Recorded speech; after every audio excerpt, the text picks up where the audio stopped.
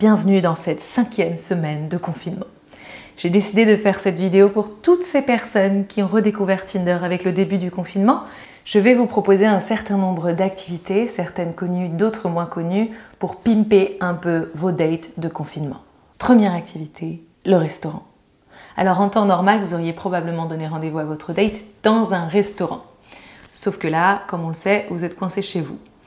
Et bien, au lieu de cuisiner chacun de votre côté et de manger ensemble en même temps sur Skype, vous pourriez lancer un défi.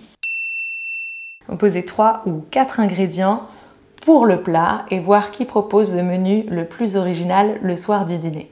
Vous pouvez aussi vous inspirer de l'émission Un dîner presque parfait. Alors vous ne pourrez pas juger sur la nourriture, mais vous pouvez faire tout un décor chez vous sur une thématique et proposer des activités en lien avec cette thématique.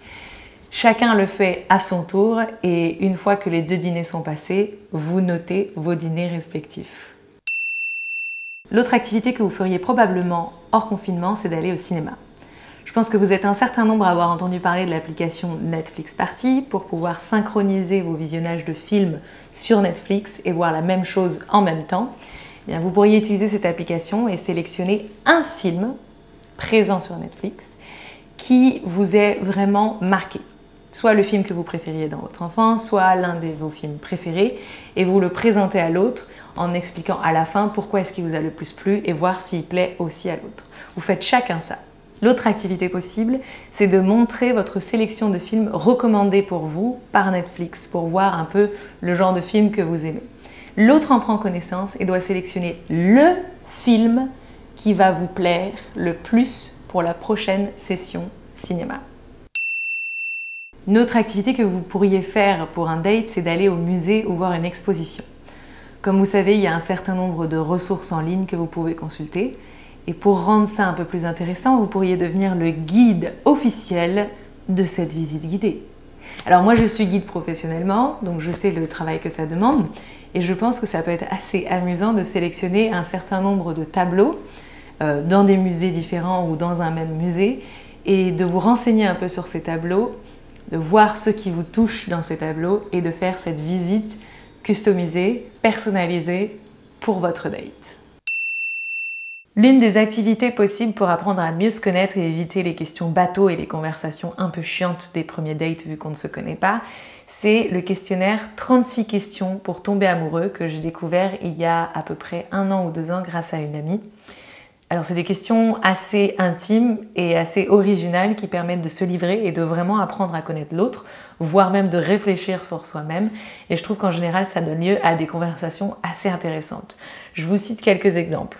Quand avez-vous chanté pour la dernière fois pour vous-même et devant quelqu'un d'autre? Si vous pouviez changer quelque chose dans la manière dont vous avez été élevé, qu'est-ce que ce serait?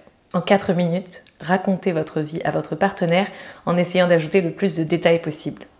Alors moi j'avais vu une question aussi qui m'avait pas mal plu, je la retrouve plus, mais c'est imaginons qu'il y a un feu chez vous, après avoir sauvé les gens et les animaux, vous pouvez sauver un objet. Qu'est-ce que ce serait? Et pourquoi?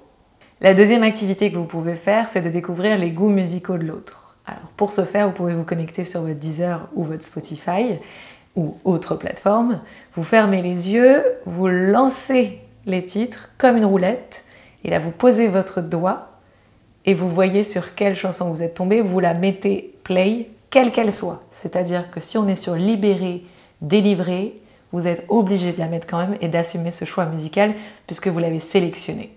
Voilà, ça c'est un jeu qui est assez drôle puisqu'on tombe en général sur des musiques qui peuvent être honteuses, qu'on n'assume pas du tout.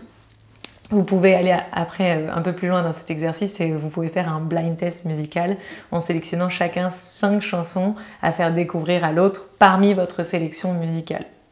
Enfin, une autre activité pour connaître l'autre et sa vie, c'est de découvrir son appartement. Alors en général, un petit tour de caméra autour de l'appartement et on a vite vu les choses. Ça peut être un peu plus drôle et plus intéressant de faire visiter son appartement en mode Stéphane Plaza, recherche appartement ou maison, en prenant coin par coin. Si vous avez un studio de 20 mètres carrés, ça peut fonctionner aussi. Vous vendez chaque coin de votre appartement ou de votre maison, comme si vous essayiez de faire que l'autre achète cet appartement. J'espère que cette vidéo vous a plu. N'hésitez pas à mettre vos commentaires, n'hésitez pas à mettre vos suggestions, à liker et surtout à vous abonner à ma chaîne. Et je vous dis à très vite pour une prochaine vidéo.